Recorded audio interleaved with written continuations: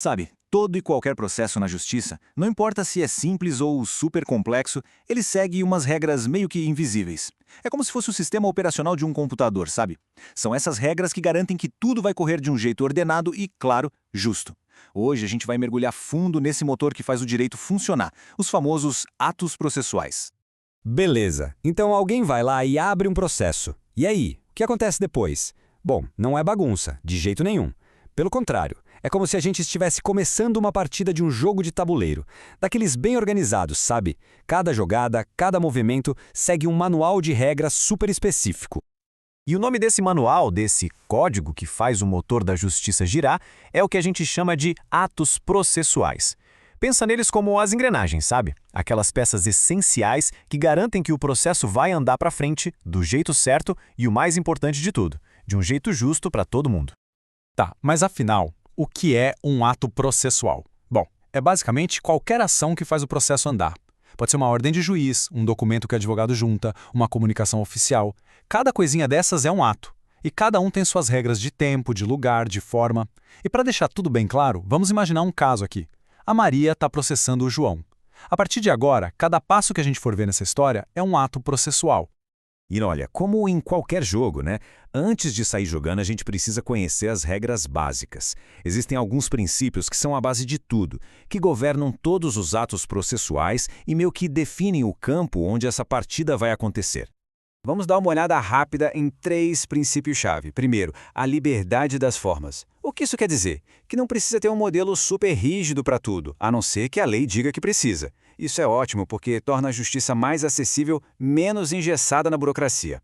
Segundo, tudo tem que ser em língua portuguesa, claro. E terceiro, a publicidade, que é a nossa, fundamental. A regra é que a justiça não haja às escondidas. Isso mesmo, a regra geral é a publicidade. Qualquer um pode, em tese, ter acesso aos autos de um processo. Isso garante a transparência. Mas, claro que tem exceção, né? Pense em casos que mexem com a intimidade das pessoas, tipo divórcio, guarda de filhos, ou que envolvem dados bancários sigilosos. Nesses casos, o processo corre em segredo de justiça.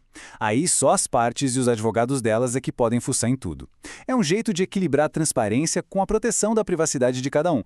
Beleza, agora vamos falar de uma das regras mais críticas mesmo em qualquer processo, o tempo. No mundo do direito, tempo não é uma coisa abstrata, não. O tempo é quase tudo, e o Código de Processo Civil leva isso muito, muito a sério.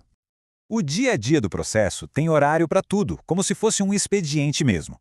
Atos que precisam ser feitos pessoalmente, tipo ir até o fórum, acontecem em dias úteis das 6 da manhã até as 8 da noite. Agora, olha que interessante. No mundo digital, a coisa muda. Os atos eletrônicos podem ser protocolados até as 23h59 do último dia do prazo. A justiça, nesse sentido, não dorme. Isso foi uma modernização em tanto, né? E aí vem uma pergunta boa. E quando a lei não diz nada? Se nem o juiz nem a lei dizem qual é o prazo para fazer alguma coisa, como fica? A resposta é esse número aí, 5. 5 dias úteis. É o prazo padrão, sabe? O default do sistema. Na dúvida, são 5 dias. E por falar em evolução, olha só que exemplo perfeito de como a tecnologia mudou tudo. Antigamente, na época dos processos de papel, aquelas pilhas enormes, se os advogados da Maria e do João fossem de escritórios diferentes, o prazo era em dobro. Sabe por quê? Porque um advogado tinha que pegar o processo no fórum, levar para o escritório, estudar, devolver, para só depois o outro poder fazer a mesma coisa. Era uma logística danada. Hoje, com o processo eletrônico, todo mundo acessa tudo online ao mesmo tempo. Então, essa regra do prazo em dobro simplesmente perdeu sentido. Agora a gente vai focar na comunicação que talvez seja a mais importante de um processo inteiro. É aquele ato que chama oficialmente uma pessoa para o jogo, para ela poder se defender. É o primeiro oi que a justiça dá para o réu. Esse ato tem nome, é a citação. É o momento em que o nosso réu, o João, é chamado formalmente para fazer parte do processo da Maria. E olha, isso é tão, mas tão sério, que se a citação tiver algum problema, um erro grave, ela pode anular o processo inteirinho. Por quê? Porque ela é a garantia máxima de que a pessoa vai poder se defender. Mas vamos botar um pouco de pimenta nessa história.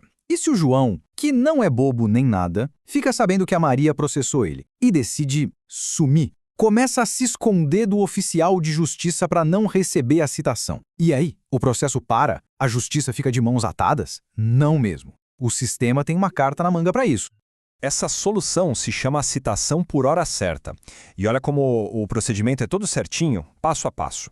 O oficial de justiça vai na casa do João 2 vezes, em dias diferentes e nada.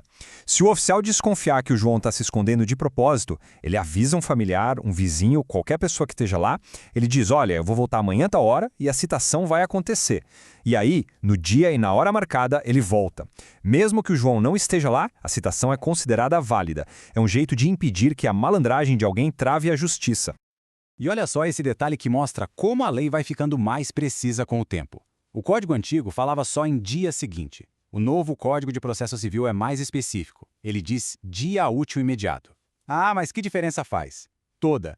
Imagina se o dia seguinte fosse um sábado ou um feriado. Daria uma confusão danada. Agora não tem mais dúvida.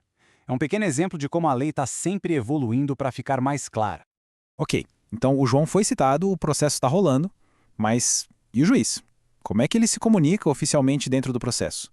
A comunicação dele vem por meio de pronunciamentos, e cada um tem um nome e uma função bem definida. Essa tabela resume tudo direitinho. Tem o despacho, que é só para fazer o processo andar, tipo, junte o documento tal. Coisa simples. Aí tem a decisão interlocutória, que já é mais parruda, ela resolve uma questão importante no meio do processo, como dar uma liminar, por exemplo. E por fim, a sentença, que é a grande finalização daquela fase do jogo, dizendo quem ganhou e quem perdeu. Cada um desses atos do juiz move a partida de um jeito diferente. Então, no fim das contas, tudo isso que a gente viu não é só burocracia, sabe? Os dados processuais são o esqueleto, a estrutura que garante que o sistema de justiça seja organizado e previsível. Eles existem para que, não importe se é a Maria, o João ou quem for, as regras do jogo serão as mesmas para todos. É a garantia de uma partida justa. E isso tudo leva a gente a uma reflexão final, né? Será que entender que existe todo um método, um ritmo, regras claras para cada passinho dentro de um processo? Será que saber que o prazo é contado assim, que a comunicação é feita daquele jeito, será que isso muda a nossa percepção sobre a justiça? Saber as regras do jogo faz com que o resultado pareça mais justo? Fica aí a pergunta para a gente pensar.